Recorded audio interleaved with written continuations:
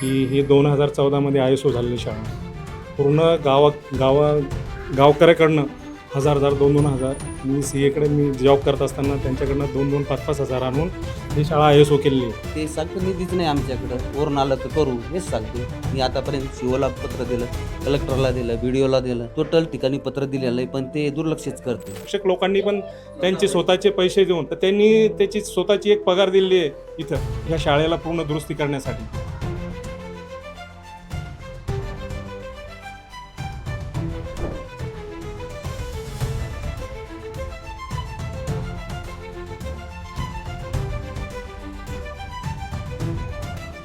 नमस्कार, मी स्नेहल चौधरी. आपण पाहत आहात LS मराठी. गाव तिथं पार, पार तिथे LS मराठीच्या विशेष भागात आपलं स्वागत आहे. आमचा गाव दौरा या विशेष मोहिमेत आपण पोहोचलो आहोत छत्रपती संभाजीनगरमधील एकोड गावात. या गाव भेट दौऱ्यात एकोड गावातील एक अत्यंत धक्कादायक आणि भीषण वास्तव समोर आलंय. ज्या शाळेला अभिमानानं ISO नामांकन मिळालंय ती जिल्हा परिषद शाळा आज चक्क मोडकळीस आली आहे. 1ली ते 7वी पर्यंत तब्बल 62 निष्पाप विद्यार्थी जीव मुठीत धरून या पडक्या छताखाली शिक्षण घेत आहेत. ग्रामस्थ, ग्रामपंचायत आणि शाळा प्रशासनानं वारंवार विनंत्या केल्या, आंदोलनाचा इशारा दिला, पण ढिम्म प्रशासनाला जाग आलेली नाहीये. निधी नाही असं कोरडं कारण देऊन या चिमुरड्यांच्या भविष्याशी खेळ सुरू आहे. याच जिल्हा परिषद शाळेच्या भीषण आणि जळजळीत वास्तवाचा थेट आढावा घेतलाय आमचे प्रतिनिधी सचिन धुमाळ यांनी. LS मराठीच्या माध्यमातून गाव तेथे पार, पार तेथे LS मराठी गाव भेट दौरा चालू आहे. आपण पुणे जिल्ह्याचा दौरा केला, धाराशिवचा दौरा केला, सोलापूरचा दौरा केला, आता संभाजीनगरचा दौरा मागील 5 दिवसापासून चालू आहे. संभाजीनगरमधील गावगाड्याच्या आपण समस्या जाणून घेत आहोत. परंतु आपण आता एकोड या गावामध्ये आहोत. परंतु एकोड ह्या गावची समस्या एकदम गंभीर आहे. एकोड या गावामध्ये जिल्हा परिषदेची 7वी पर्यंत शाळा आहे. विशेष म्हणजे ही ISO शाळा आहे, पण तो ISO शाळेमध्ये दुरावस्था झाल्याची पाहायला मिळतं. मी आत्ता उभा आहे, माझ्या पाठीमागं पाहू शकता हे विद्यार्थ्यांना बसण्यासाठी बाक आहेत, हे देखील व्यस्त पडलेले आहेत, मोडकळी झालेले आहेत. तर ज्या शाळेसाठी संरक्षण भिंत हवी त्या संरक्षण भिंतीला असे पत्रे लावलेले आहेत, म्हणजे विद्यार्थ्यांसाठी किती धोकादायक आहे. फक्त निधीचं कारण देऊन याकडे दुर्लक्ष होत असल्याचा आरोप आता ग्रामस्थ करत आहे. या शाळेला संरक्षण भिंत नाही, संरक्षण छत देखील पडायला झालेलं आहे. आपण संरक्षण छताची देखील परिस्थिती पाहणार आहोत. ह्या शाळेला भिंतीला देखील चिरा गेलेल्या आहेत, म्हणजे भिंत केव्हाही पडू शकते. याच शाळेमध्ये विद्यार्थी शिक्षण घेत आहेत. विशेष म्हणजे ज्या शाळेच्या वर्गखोल्यात आपण पाहू शकतो, या वर्गखोल्यांची परिस्थिती काय. वरती पहा, पूर्णपणे सिमेंट पडायला झालेलं आहे. इथे हात लावला तरी सिमेंट पडू शकतं. ते पाहू शकतो, हे ग्रामस्थ दाखवत आहेत की येथे हात लावला तरी ह्या छताचं सिमेंट पडत आहे. म्हणजे किती धोकादायक शाळा झाली नाही. अशाच धोकादायक शाळेमध्ये हे विद्यार्थी शिक्षण घेत आहे, ही चिमुकले शिक्षण घेत आहे. म्हणजे यांच्या एक प्रकारे विद्यार्थ्यांच्या जीवाशी खेळण्याचा खेळ हे प्रशासन करत आहे. याला कारण फक्त निधी.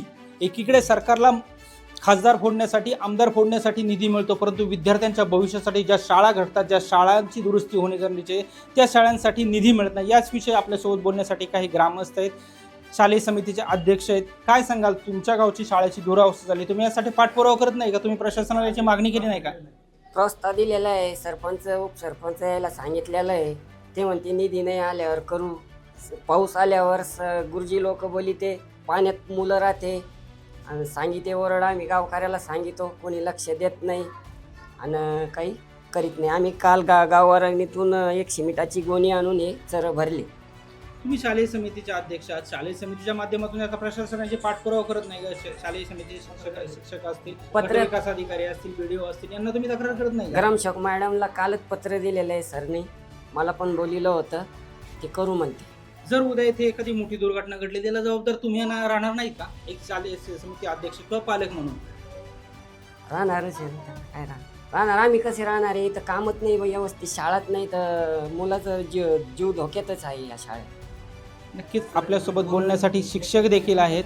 तुमच्या शाळेला ISO मानांकन पत्र देखील मिळालं आहे. हो, म्हणजे एकंदरीत तुमच्या शाळेची गुणवत्ता तर चांगली आहे, पण गुणवत्ता असताना देखील शाळेच्या इमारतीकडे का दुर्लक्ष होतं? इमारतीमुळे निधी, शासनाचे निधी आले करून घे. नक्कीच काही ग्रामस्थ आहे, तुम्ही वेळोवेळी सरपंच आहात, तुम्ही वेळोवेळी पाठपुरावा देखील केलाय, परंतु प्रशासनाकडून अपयश काय येतं असं तुम्हाला म्हणायचं? ते सांगतं निधीच नाही आमच्याकडं, वरून आलं तर करू हेच सांगते.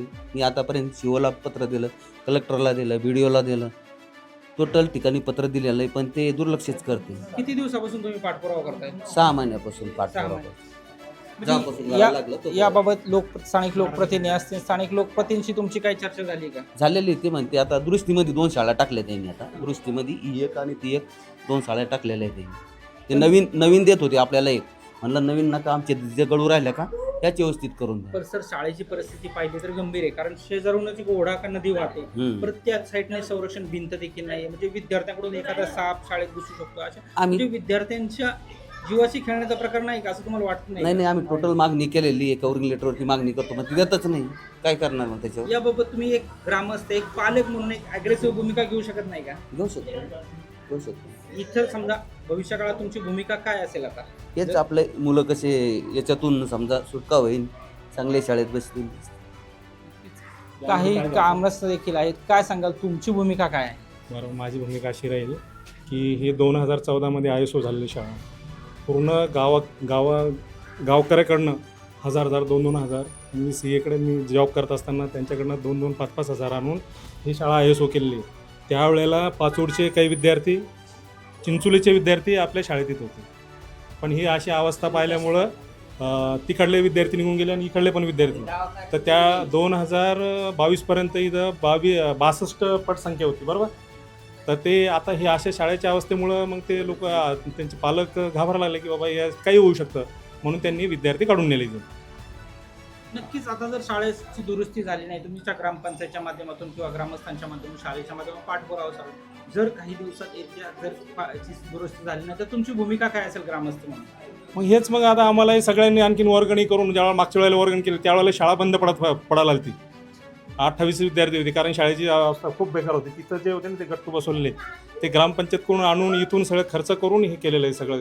खाजगी आणि शिक्षक लोकांनी पण त्यांचे स्वतःचे पैसे देऊन, तळेकर सर होते इथे, तर त्यांनी त्याची स्वतःची एक पगार दिलेली आहे इथं ह्या शाळेला पूर्ण दुरुस्ती करण्यासाठी. आणि ते त्यांचा वेळ सकाळी 9 ते संध्याकाळी 7 वाजेपर्यंत थांबायचे. तर त्यावेळेला Talekar sir, Pawar sir, Kakade sir आणि दिवटे सर यांना स्वतःचे पैसे देऊन आणि स्वतःचं मेहनत करून हे शाळेला ISO मिळवून दिलेले.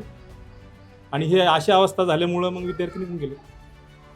नक्कीच ISO दर्जा प्राप्त झालेल्या शाळेमध्ये 84 विद्यार्थी होते, परंतु आता या शाळेची दुरावस्था गंभीर झाल्याने आसपासच्या परिसरातील जे विद्यार्थी आहेत ते शाळेमध्ये यायला नको म्हणतात. आता हीच पटसंख्या जवळपास 60 ते 62च्या वर येऊन ठेवली.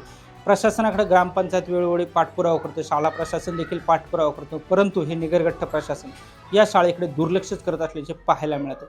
या शाळेत मोठी दुर्घटना घडली तर जबाबदार कोण, असा देखील या निमित्तानं सवाल उपस्थित होत आहे. आता लोकशिवायच्या माध्यमातून, LS मराठीच्या माध्यमातून आपण देखील या शाळेच्या पाठपुराव्यासाठी, शाळेच्या दुरुस्तीसाठी पाठपुरावा करणार आहोत. येत्या काळात जर प्रशासनाने ह्या शाळेची दुरावस्था केली नाही तर ग्रामस्थांच्या बरोबरीने LS मराठी देखील ग्रामस्थांच्या लढ्यामध्ये सहभागी झाल्याशिवाय राहणार नाही. सचिन धुमाळ, LS मराठी, संभाजीनगर.